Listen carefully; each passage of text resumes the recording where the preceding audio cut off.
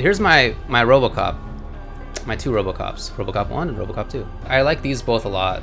I don't have Flamethrower on either one, and I think they are better for it. I think Flamethrower might be his, like, it's one of his best individual moves, but I think in conjunction with other stuff, it becomes less important. So when you're in normal RoboCop variation 2, I have the same thing here. I have high Tiger Shot and low Tiger Shot. And then I also have the road spikes, which also have the gas grenade, which becomes unblockable. So I like this one a lot. When you are hit confirming with Flamethrower, right? 4-3-2 is fine. 4-3-2-2 becomes punishable. It's -10, and then the little gunshots here are -9, but like you don't need to stand block those. So this string is nice for little hit confirms, but it's not ideal for the block issues, right? Flamethrower is unsafe as well, like I was saying, especially from point blank. So I like this because this is actually safe. This is -9 and at a range where nobody's like 7 or 8 frame button's gonna connect. And if they're crouching, there it is. Yeah, it's -4 on crouch. So that's really good. And on hit, it's +14, which is a little bit less than Flamethrower, but not by a lot. And you're in range to get more pressure as well.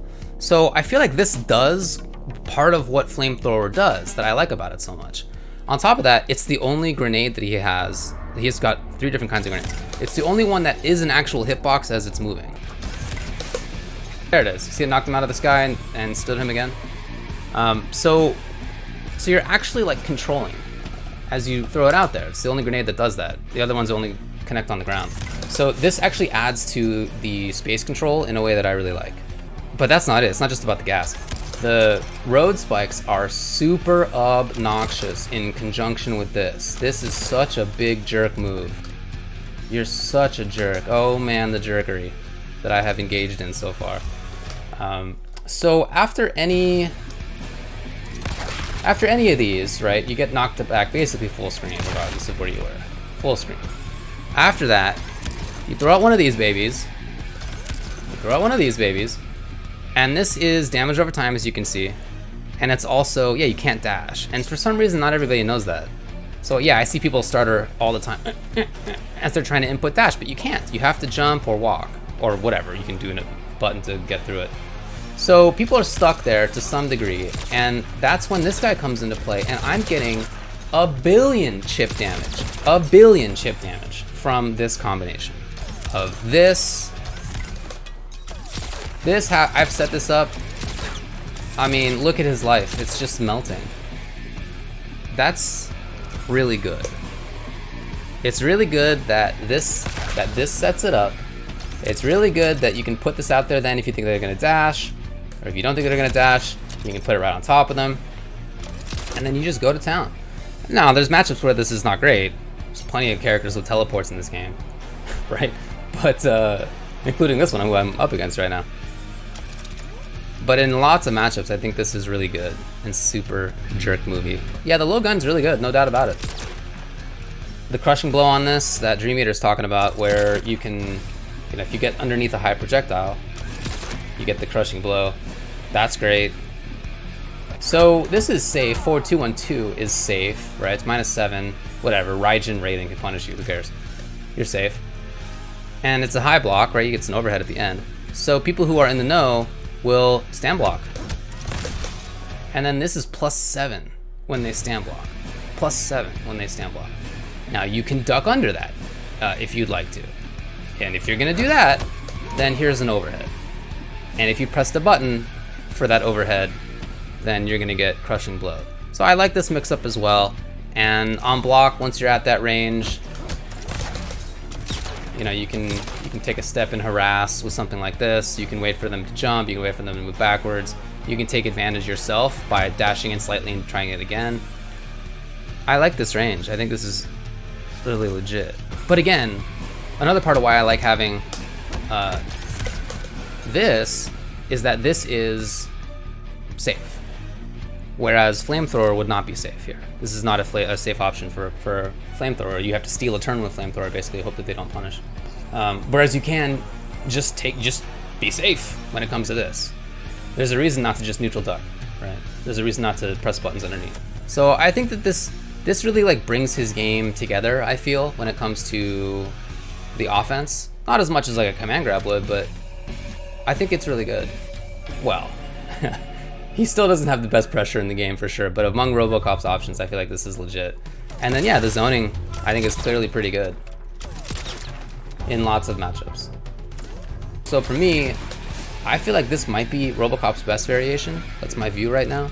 RoboCop 1 is a little different. This is the command grab one. And I think people maybe don't like quite get the utility of this, but I think it's really useful. It's not just, in my mind, not just about the mix-ups that you get off of it up close, which are like not great, or that kind of stuff. You're super minus. That'll work every now and then. You know, this kind of that, or into whatever command grab. You can do it faster than that, but who cares? I mean, that works sometimes. I don't think that's primarily the reason to use it. I like instead that you have the ability to put something like this out here, and then like that's the kind of stuff that I like. I like walking forward.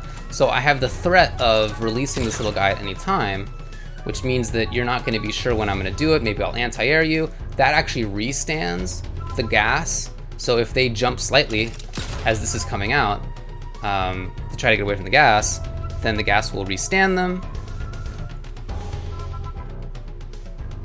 So I think this is actually really nice. And it's just a way to move forward that I think is legit, you know.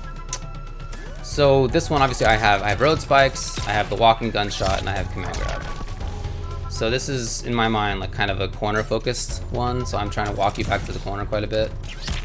This one, oop. Like, obviously, like you can walk with them quite a ways towards the corner if I wasn't in the corner already. And then once I'm there, I really want to just pester with damage over time and with, you know, this kind of stuff and gas restanding and that kind of thing. I think that's a strong corner mix-up in the corner, at least as far as RoboCop goes. Again, is he the best mix-up character in the game? No, but I think that this is a good set of options for him when it comes to mix-ups. So these are the two RoboCop ones that I'm playing so far. The unfortunate thing is that there are some matchups where shooty guns like just aren't great. So against Jade, I haven't made it yet, but back in just tournament variation days, I played variation 3 versus Jade if I could help it, because he has the air shield bash thing. That's pretty good. I mean, it's not great, but like, you know, you can meet her up in the air if she's trying to throw out the air glaives. You can jump over her little ground shave thing and punish her with that. It's just a way to move in, and it's his only move that's not like a projectile. She can't just glow through. Thankfully, when she has the glow, she can't ignore this. She still takes damage over time from this, and she still can't run over it. So that's good. Anyway, so these are my two main RoboCop ones.